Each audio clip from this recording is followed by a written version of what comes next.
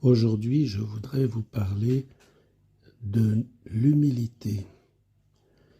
Et l'humilité est en rapport avec nos limites. Déjà, il faut considérer qu'il n'y a pas de limite à l'humilité. L'humilité commence par reconnaître nos limites. Considérer nos limites actuelles, les définir, en prendre conscience, savoir qu'elles sont là, qu'elles ont été là jusqu'à présent, et que nous n'avons encore pas pu les dépasser. Accepter d'une manière sincère l'état de fait tel qu'il en est, et admettre que nous avons des limites.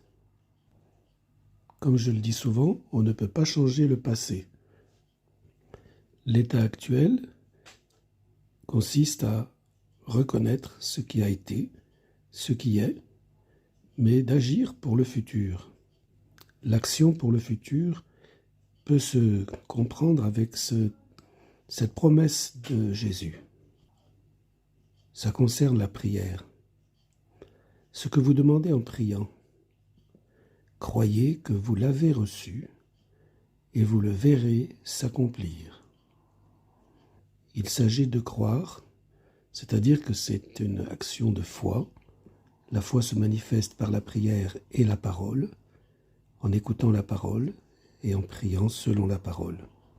Je crois donc que j'ai tout reçu, mais que c'est tout petit et que c'est caché quelque part au fond de moi. C'est comme un germe, c'est comme une semence. Mais je l'ai reçue. Elle n'attend qu'à germer et se développer et produire du fruit. En priant ainsi, le Seigneur dit, croyez que vous l'avez reçu et vous le verrez s'accomplir.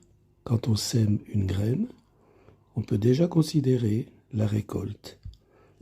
Bien sûr, il faudra prendre soin de cette plante tout au long de sa croissance. Mais pendant le germe et le début de la croissance, on ne peut rien faire, à part arroser. Et arroser aussi est un symbole de la prière. Alors, concernant nos limites, comme je le disais, il n'y a pas de limite à l'humilité, mais on peut demander à Dieu d'étendre nos limites, de permettre que nous puissions dépasser ces limites. Et là où il y a des limites, c'est souvent là où nous péchons par rapport à ce que Dieu a prévu pour nous. Et le Seigneur veut non seulement nous pardonner, ça c'est fait à la croix, mais nous aider à changer notre caractère, notre tempérament pour ressembler de plus en plus à notre Sauveur Jésus-Christ.